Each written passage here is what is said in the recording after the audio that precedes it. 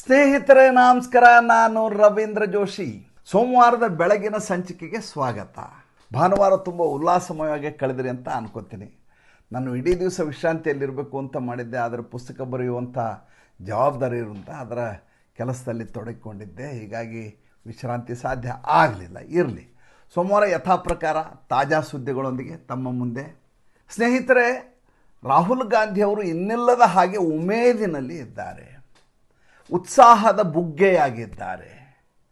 ಯಾವ ರೀತಿ ಅವರ ಉತ್ಸಾಹ ಪುಟಿತಾ ಇದೆ ಅಂದರೆ, ಎಲ್ಲಿ ನರೇಂದ್ರ ಮೋದಿ ಸರ್ಕಾರ ಮುಂದಿನ ತಿಂಗಳು ಬಂದ್ಬಿಡುತ್ತೋ, ಎಲ್ಲಿ ನಾನು ಅಲ್ಲಿ ಪ್ರಧಾನಮಂತ್ರಿಯಾಗಿ ವಾಪಸ್ ಬಂದು ಕಾಂಗ್ರೆಸ್ಸಿನ ಗದ್ದುಗೆ ಇತ್ತು, ಆ ಗದ್ದುಗೆ ವಾಪಸ್ ಪಟ್ಟಾಭಿಷೇಕ ಮಾಡಿಸ್ಕೋತೇನೋ ಅನ್ನುವಂಥ ತಹತಹಿಕೆಯಲ್ಲಿ ಇದ್ದಾರೆ.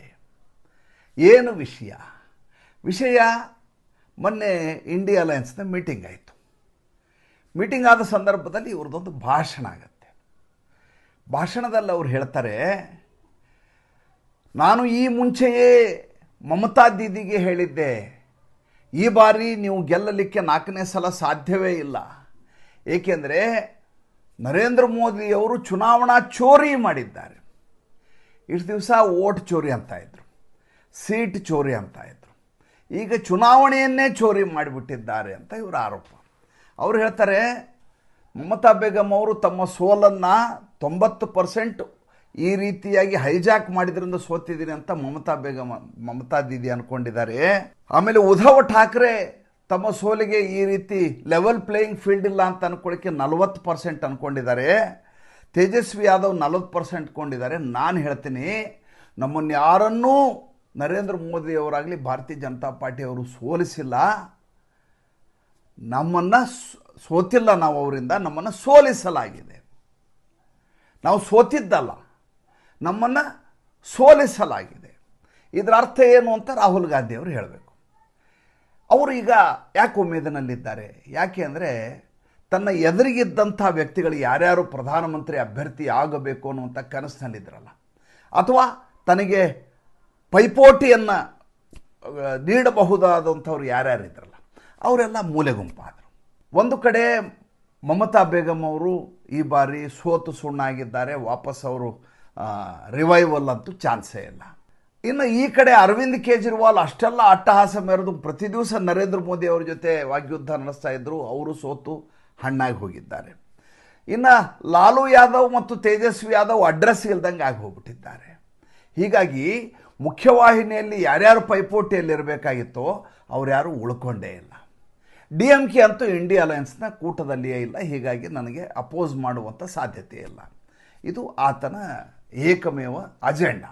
ಈ ಮಧ್ಯೆ ಆತ ಹೇಳ್ತಾರೆ, ನಾನು ಶಿವ ಇದ್ದ ಹಾಗೆ ಅಂತ. ನೋಡಿ ಮಜಾ ನೋಡಿ, ತಮ್ಮನ್ನು ತಾವು ಶಿವ ಅಂತ ಅನ್ಕೋತಾರೆ. ನರೇಂದ್ರ ಮೋದಿ ದೇವರಿಂದ ನಾನು ಸೃಷ್ಟಿಯಾಗಿದ್ದು ಅಂತ ಹೇಳಿದ್ದನ್ನು, ಪರೋಕ್ಷವಾಗಿ ಹೇಳಿದ್ದನ್ನು ಹೇಗೆ ಲೇವಡಿ ಮಾಡಿದ್ರು, ಈಗ ರಾಹುಲ್ ಗಾಂಧಿ ತಮ್ಮ ಬಗ್ಗೆ ತಾವು ಹೇಳ್ತಾರೆ, ತಾನು ಶಿವ ಇದ್ದ ಹಾಗೆ ಅಂತ. ತನ್ನ ಬಗ್ಗೆ ಯಾರೇ ಟೀಕೆಯನ್ನು ಮಾಡಲಿ ಅದನ್ನು ನಾನು ಕುಡಿತೀನಿ ಶಿವನ ಹಾಗೆ. ಇದು ಯಾರೋ ಈತನ ಕತೆ ಹೇಳ್ಬಿಟ್ಟಿದ್ದಾರೆ. ಏನಂತ, ಸಮುದ್ರೋಲ್ಲಂಘನ ಸಂದರ್ಭದಲ್ಲಿ ಹಾಲಾಹಲ ಆಯಿತು. ಆವಾಗ ವಿಷವನ್ನು ಒಂದು ಕಡೆ ಅಮೃತ ಬರುತ್ತೆ, ಮತ್ತೊಂದು ಕಡೆ ವಿಷ ಬರುತ್ತೆ. ವಿಷವನ್ನು ಶಿವ ಕುಡಿತಾನೆ, ಅದು ಗಂಟಲಲ್ಲಿ ಉಳಿಸ್ಕೋತಾನೆ, ಕೆಳಗಡೆ ಹೋಗಲಾರ್ದಂಗೆ ತಡ್ಕೋತಾನೆ. ಆದ್ದರಿಂದ ಆತನಿಗೆ ವಿಷಕಂಠ ಅಂತ ಹೆಸರು ಬಂದಿದೆ ಅಂತ ಯಾರೋ ಕತೆ ಹೇಳ್ಬಿಟ್ಟಿದ್ದಾರೆ. ನಾನು ಆ ರೀತಿ ಟೀಕೆಗಳನ್ನೆಲ್ಲ ಕುಡಿತೀನಿ, ನಾನು ಶಿವ ಇದ್ದ ಹಾಗೆ ಅಂತ ತಾನು ಕರೀತಾ ಇದ್ದಾರೆ. ಈಗ ಇವ್ರದ್ದೊಂದು ಹೊಸ ಅಜೆಂಡಾ ಶುರುವಾಗಿದೆ. ಏನು ಹೊಸ ಅಜೆಂಡಾ? ಇವ್ರು ಹೇಳ್ತಾರೆ, ಈಗ ಇಂಡಿಯಾ ಅಲಯನ್ಸ್ ಹೆಸರನ್ನು ಬದಲಿ ಮಾಡ್ತಾರೆ. ಏಕೆಂದರೆ ಯಾವ 39 ಪಕ್ಷಗಳು ಇವ್ರ ಜೊತೆ ಇದ್ವು, ಅವು 26ಕ್ಕೆ ಇಳಿದಿದ್ದಾವೆ. ಆ 26ಕ್ಕೆ ಇಳಿದಿರುವುದರಲ್ಲಿ ಪ್ರಾಯಶಃ ಇರುವಂಥ ಎಲ್ಲರೂ ಕೂಡ ಸೋಲಪ್ಪಿರುವಂಥ ಪಕ್ಷದವರೇ. ಒಂದನೇದ್ದು ಅಲ್ಲಿ ಕೂತಿರುವಂಥ ಸುಪ್ರಿಯಾ ಸುಳೆ, ಅವರು ಶರದ್ ಪವಾರ್ ಅವರ ಪಕ್ಷವೇ ಇಲ್ಲ. ಇನ್ನು ಎರಡನೇದು ಮೆಹಬೂಬಾ ಮುಫ್ತಿ, ಸೋತು ಸುಣ್ಣಾಗಿ ಹೋಗಿದ್ದಾರೆ. ಮೂರನೇದ್ದು ಮಮತಾ ಬೇಗಂ, ಪಶ್ಚಿಮ ಬಂಗಾಳದಲ್ಲಿ ವಾಪಸ್ಸು ಆಕೆ ಅಧಿಕಾರಕ್ಕೆ ಬರುವ ಸಾಧ್ಯತೆ ಇಲ್ಲ. ಅದು ಬಿಟ್ಟರೆ ಉದ್ಧವ್ ಠಾಕ್ರೆ ಇದ್ದಾರೆ, ಉದ್ಧವ್ ಠಾಕ್ರೆಗೆ ಪಕ್ಷವೇ ಇಲ್ಲ. ಅರವಿಂದ್ ಕೇಜ್ರಿವಾಲ್ ಇದ್ದರೆ ಪಂಜಾಬ್ ಬಿಟ್ಟರೆ ಬೇರೆ ಇದನ್ನೇ ಇಲ್ಲ, ನೆಲೆಯೇ ಇಲ್ಲ. ತೇಜಸ್ವಿ ಯಾದವ್, ಲಾಲು ಯಾದವ್ ಇದ್ದಾರೆ, ಬಿಹಾರಕ್ಕೆ ಅವರು ಕಾಲಿಡೋ ಹಾಗೇ ಇಲ್ಲ. ಹೀಗೆ ಅಲ್ಲಿರುವಂಥ ಎಲ್ಲ ಪಕ್ಷಗಳು ಕೂಡ ಸೋತಿರೋ ಪಕ್ಷಗಳಾಗಿರೋದ್ರಿಂದ ಈ ಇಂಡಿಯಾ ಅಲಯನ್ಸ್ ಅಂದ್ಬಿಟ್ರೆ ಕಳೆದ ಬಾರಿ ಯಾವ ರೀತಿಯ ಸೋಲುಂಟಾಯಿತೋ 2024ರಲ್ಲಿ ಅದೇ ರೀತಿ ಆಗತ್ತೆ ಅನ್ನುವಂಥ ಭಯಕ್ಕೆ ಈಗ ಅವ್ರು ಏನು ಮಾಡ್ಬೇಕಂತ ಮಾಡಿದ್ದಾರೆ ಅಂದರೆ ಅಖಂಡ ಕಾಂಗ್ರೆಸ್ ಅಂತ ಮಾಡ್ಬೇಕಂತ ಮಾಡಿದ್ದಾರೆ. ಏನಿದು ಅಖಂಡ ಕಾಂಗ್ರೆಸ್ಸು? ನರೇಂದ್ರ ಮೋದಿ ಅವರನ್ನು ಸೋಲಿಸಲಿಕ್ಕೆ ನಾವೆಲ್ಲ ಒಟ್ಟಾಗಿ ಒಂದೇ ಪಕ್ಷದ ನೆಲೆಯಲ್ಲಿ ಹೋರಾಟ ಮಾಡಬೇಕು. ಒಂದೇ ಪಕ್ಷ ಅಂದರೆ ಯಾರು? ಕಾಂಗ್ರೆಸ್ಸು ಮುಖ್ಯ ಛತ್ರಿಯಾಗಿರುತ್ತೆ, ಮೇನ್ ಅಂಬ್ರೆಲ್ಲ. ಛತ್ರಿ ಅಂದ್ಕೊಳ್ಳಿ, ನೀವು ಬೇರೆ ಅರ್ಥಗಳನ್ನು ತೆಗೆದುಕೊಳ್ಳಬಹುದು, ಅದು ನಿಮ್ಮ ಇಷ್ಟ. ಅದರ ಜೊತೆ ಈ ಕಡೆ ಮಮತಾ ಬೇಗಂ ಅವರಿಗೆ ಪಕ್ಷದಿಂದ ಉಚ್ಚಾಟನೆ ಮಾಡುವ ಸ್ಥಿತಿಗೆ ಅವ್ರು ಬಂದಿದ್ದಾರೆ. ಇವತ್ತು ಸೋಮವಾರ, ಇವತ್ತು ಓಂ ಪ್ರಕಾಶ್ ಬಿರ್ಲಾ ಅವರು ಯಾವ ರೀತಿಯ ರೂಲಿಂಗ್ ಕೊಡ್ತಾರೆ ಕಾದು ನೋಡಬೇಕು. ಭಾಳ ಮುಖ್ಯವಾದಂಥ ವಿಚಾರ, ಇವತ್ತು ನಿರ್ಣಾಯಕವಾದ ದಿವಸ ಪಶ್ಚಿಮ ಬಂಗಾಳದ ವಿಚಾರಕ್ಕೆ ಸಂಬಂಧಪಟ್ಟ ಹಾಗೆ 20 ಜನ ಸಂಸತ್ ಸದಸ್ಯರು ಏಕಕಾಲಕ್ಕೆ ಸಹಿ ಹಾಕಿ ವಾಲಂಟಿಯರ್ಲಿ ಕೊಟ್ಟಿದ್ದಾರೆ. ಅವರನ್ನು ನಮ್ಮದೇ TMC ಅಂತ ಅವ್ರು ಹೇಳ್ತಾ ಇದ್ದಾರೆ. ಅದ್ರ ಬಗ್ಗೆ ಆಮೇಲೆ ಮಾತಾಡ್ತೀನಿ, ಈ ಸಂಚಿಕೆಯಲ್ಲಿ ಬೇಡ. ಹೀಗಿರುವಾಗ ಮಮತಾ ಬೇಗಂಗೆ ಪಕ್ಷವೇ ಇಲ್ಲ. ಹೀಗಾಗಿ ಆಕೆ ಕಾಂಗ್ರೆಸ್ ಜೊತೆ ಮರ್ಜ್ ಆಗಬೇಕು. ಶರದ್ ಪವಾರ್ ಅವರ ಪಕ್ಷವನ್ನು ಹೈಜಾಕ್ ಮಾಡಿ ಆಗಿ ಹೋಗಿದೆ ಅಜಿತ್ ಪವಾರ್. ಅವರೇನೋ ಮೇಲೆ ಹೋದರು, ಆದರೆ ಅವರ ಪತ್ನಿ ಕೈ ಕೊಟ್ಟು ಹೋಗಿದ್ದಾರೆ ಸುನೇತ್ರ ಪವಾರ್ಗೆ. ಆಕೆ ಉಪಮುಖ್ಯಮಂತ್ರಿಯಾಗಿ ಇವರಿಗೆ ಕಿರುಕುಳ ಕೊಡ್ತಾ ಇದ್ದಾರೆ.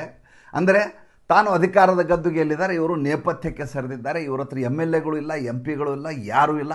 ಅಂಥ ಹೀನಾಯ ಸ್ಥಿತಿಗೆ ಇವರ ಪಕ್ಷ ಇದೆ. ಅವರು ಕೂಡ ಕಾಂಗ್ರೆಸ್ಸಿನಲ್ಲಿ ಸೇರಿಕೊಳ್ಳುವ ಸಾಧ್ಯತೆ ಇದೆ. ಇನ್ನು ಸಣ್ಣ ಪುಟ್ಟ ಪಕ್ಷಗಳಾಗಿದ್ದಾವಲ್ಲ, ಆ ಪಕ್ಷಗಳೆಲ್ಲ ಸೇರಿಕೊಂಡು ಅಖಂಡ ಕಾಂಗ್ರೆಸ್ ಅಂತ ಮಾಡಿ ನೇರವಾಗಿ ನರೇಂದ್ರ ಮೋದಿ ಅವರ ವಿರುದ್ಧ ಮುಂದಿನ ಚುನಾವಣೆಯಲ್ಲಿ ಸೆಣಸಬೇಕು. ರಾಹುಲ್ ಗಾಂಧಿಗೆ ಬೇಹುಗಾರರಿದ್ದಾರಂತೆ. ಎಲ್ಲಿ ಬೇಹುಗಾರರಿದ್ದಾರೆ? ಈ ಎಲ್ಲ ತನಿಖಾ ಸಂಸ್ಥೆಗಳು, CBI, ED, ಎಲೆಕ್ಷನ್ ಕಮಿಷನ್, ಅಲ್ಲೆಲ್ಲ ಜನ ಇಟ್ಟಿದ್ದಾರಂತವ್ರು. ಅವರೆಲ್ಲ ಇವರಿಗೆ ಮಾಹಿತಿಯನ್ನು ಕೊಡ್ತಾರಂತೆ. ಅವರ ಮಾಹಿತಿಯ ಪ್ರಕಾರ ನರೇಂದ್ರ ಮೋದಿ ಅವರು ಇನ್ನೊಂದು ತಿಂಗಳು 2 ತಿಂಗಳಲ್ಲಿ ಅಧಿಕಾರದಿಂದ ಕೆಳಗಿಳಿತಾರೆ. ಈಗಾಗಲೇ ಅವರು ಬೇಸತ್ತು ಹೋಗಿದ್ದಾರೆ, ಅವ್ರಿಗೆ ನಡ್ಸೋಕ್ಕಾಗ್ತಾ ಇಲ್ಲ. ಹೀಗಾಗಿ ಸರ್ಕಾರ ಉರುಳುತ್ತೆ. ಇನ್ನು ಚುನಾವಣೆಯ ವಿಷಯಕ್ಕೆ ಬಂದರೆ ಲೆವೆಲ್ ಪ್ಲೇಯಿಂಗ್ ಫೀಲ್ಡ್ ಇಲ್ಲ. ಹಂಗಾರೆ ಮುಂಚೆ ಲೆವೆಲ್ ಪ್ಲೇಯಿಂಗ್ ಫೀಲ್ಡ್ ಇತ್ತಾ? ಈಗ 2014ರಲ್ಲಿ ನರೇಂದ್ರ ಮೋದಿ ಪ್ರಧಾನಮಂತ್ರಿ ಆದರೂ ಬಹುಮತದೊಂದಿಗೆ ಆದರು, ಪೂರ್ಣ ಬಹುಮತದೊಂದಿಗೆ ಸರ್ಕಾರ ರಚನೆ ಮಾಡಿದ್ದು. ಆವಾಗ ಚುನಾವಣೆ ನಡೆಸಿದ್ದು ಯಾರು? ಕಾಂಗ್ರೆಸ್ಸು. ಕಾಂಗ್ರೆಸ್ಸೇ ಚುನಾವಣೆಯನ್ನು ನಡೆಸಿ ತಾನು ಸೋತು ನರೇಂದ್ರ ಮೋದಿ ಅವರು ಪ್ರಧಾನಿಯಾಗಲಿಕ್ಕೆ ಕಾರಣೀಭೂತ ಆಯಿತು. ಹೋಗಲಿ, ಕೇರಳದಲ್ಲಿದೆಯಲ್ಲ ಸರ್ಕಾರ, ಅಲ್ಲಿ ಲೆವೆಲ್ ಪ್ಲೇಯಿಂಗ್ ಫೀಲ್ಡ್ ಇತ್ತಾ? ಹೋಗಲಿ, ತೆಲಂಗಾಣದಲ್ಲಿ ಆಯ್ತಲ್ಲ, ಅಲ್ಲಿ ಲೆವೆಲ್ ಪ್ಲೇಯಿಂಗ್ ಫೀಲ್ಡ್ ಇತ್ತಾ? ಹಿಮಾಚಲ ಪ್ರದೇಶದಲ್ಲಿ ಲೆವೆಲ್ ಪ್ಲೇಯಿಂಗ್ ಫೀಲ್ಡ್ ಇತ್ತಾ? ಕರ್ನಾಟಕದಲ್ಲಿ ಲೆವೆಲ್ ಪ್ಲೇಯಿಂಗ್ ಫೀಲ್ಡ್ ಇತ್ತಾ? ಇದನ್ನು ಯಾರೂ ಅಲ್ಲಿರೋರು ಪ್ರಶ್ನೆಯನ್ನು ಮಾಡೋದಿಲ್ಲ. ಏನಾಗಿದೆ, ರಾಹುಲ್ ಗಾಂಧಿಗೆ ಮಮತಾ ಬೇಗಂ ಯಾವಾಗಲೂ ಈತನಿಗೆ ಅಡ್ಡ ಆಗೋರು.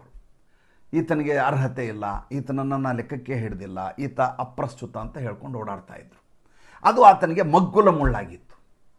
ಯಾವಾಗ ಮಮತಾ ಬೇಗಮ್ಮೇ ಸೋತೋದ್ರು, ಯಾವಾಗ ತನ್ನ ತಾಯಿಯ ಜೊತೆ ತಪ್ಪಿಕೊಂಡು ಗುಳೋ ಅಂತ ಆತರು, ಅದಾದ ಮೇಲೆ ತಾನೇ ಅಧಿನಾಯಕ ಅಂತ ತನ್ನನ್ನು ತಾನೇ ಭಾವಿಸಿ ಈಗ ರಾಹುಲ್ ಗಾಂಧಿ ಒಂದು ಅಖಂಡ ಕಾಂಗ್ರೆಸ್ ಅಂತ ಮಾಡ್ತಾರಂತೆ. ಆ ಅಖಂಡ ಕಾಂಗ್ರೆಸ್ಸು ಹೇಗೆ ನರೇಂದ್ರ ಮೋದಿ ಅವರಿಗೆ ಪೈಪೋಟಿಯನ್ನು ಒಡ್ಡತ್ತೆ ಅನ್ನೋದು ನಾವು ಕಾದು ನೋಡಬೇಕು. ಈ ರಾಹುಲ್ ಗಾಂಧಿಗೆ ಒಂದು ಆಸೆ ಇತ್ತು. ಏನಪ್ಪ ಅಂತಂದರೆ, ಅವ್ನು ನೋಡಿ ಹೇಗಿದೆ ಅಂದರೆ, ಈತ ನರೇಂದ್ರ ಮೋದಿ ಅವರ ಜೊತೆ ಪ್ರತಿಸ್ಪರ್ಧಿಯಾಗಿ ದೇಶಾದ್ಯಂತ ಕಾಂಗ್ರೆಸ್ಸಿನ ಮೂಲಕ ಗೆದ್ದು ಪ್ರಧಾನಿ ಆಗಲ್ವಂತೆ.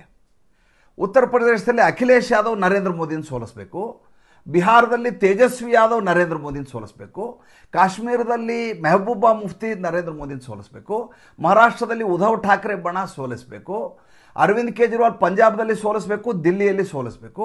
ಇವರೆಲ್ಲ ಸೋಲಿಸಿ ನರೇಂದ್ರ ಮೋದಿಯವರ ವಿರುದ್ಧವಾಗಿ ರಾಹುಲ್ ಗಾಂಧಿಯನ್ನು ಪ್ರಧಾನಮಂತ್ರಿ ಮಾಡಬೇಕು. ಅಲ್ರಿ, ಎಲ್ಲ ಪಕ್ಷಗಳಿದಾವಲ್ಲ, ಇವರೆಲ್ಲ ಕಾಂಗ್ರೆಸ್ ಸೋಲಿಸಿ ಬಂದವರು. ಉತ್ತರ ಪ್ರದೇಶದಲ್ಲಿ ಕಾಂಗ್ರೆಸ್ ಎಷ್ಟು ಬಲಿಷ್ಠವಾಗಿತ್ತಂದ್ರೆ ಒಂದು ಕಾಲಕ್ಕೆ ಆಲೋಚನೆ ಮಾಡಲಿಕ್ಕೆ ಸಾಧ್ಯ ಇಲ್ಲ, ಅಂಥ ಒಂದು ಪಕ್ಷವಾಗಿ ಇತ್ತು. ಅಲ್ಲಿ ಬಂದು ಮುಲಾಯಂ ಸಿಂಗ್ ಯಾದವ್ ಬಂದು ಕೂತ್ಕೊಂಡು, ಇಲ್ಲಿ ತಮಿಳ್ನಾಡದ್ದು ಅದೇ ಕಥೆ. ನೀವು ಯಾವುದೇ ರಾಜ್ಯವನ್ನು ತೆಗೆದುಕೊಳ್ಳಿ, ಅಲ್ಲಿ ಕಾಂಗ್ರೆಸ್ ಅಧಿಕಾರ ಇದ್ದದ್ದನ್ನು ಕಾಂಗ್ರೆಸ್ಸನ್ನು ಓಡಿಸಿ ಆ ಜಾಗದಲ್ಲಿ ಪ್ರಾದೇಶಿಕ ಪಕ್ಷಗಳು ಬಂದದ್ದು. ಹಾಗಿರುವಾಗ ಆ ಪಕ್ಷಗಳೆಲ್ಲ ಇನ್ನೊಂದು ನರೇಂದ್ರ ಮೋದಿಯ ಭಾರತೀಯ ಜನತಾ ಪಾರ್ಟಿಯನ್ನು ಸೋಲಿಸಿ ರಾಹುಲ್ ಗಾಂಧಿಗೆ ಯಾಕೆ ಪ್ರಧಾನ ಪಟ್ಟವನ್ನು ಯಾಕೆ ಬಿಟ್ಕೊಡ್ತಾರೆ? ಕಾರಣವೇ ಇಲ್ಲ. ಆದರೆ ಏನಾಗಿದೆ, ಒಬ್ಬ ಆದೇಶ್ ರಾವಲ್ ಅಂತ ಒಬ್ಬ ಎನಲಿಸ್ಟ್ ಇದೆ.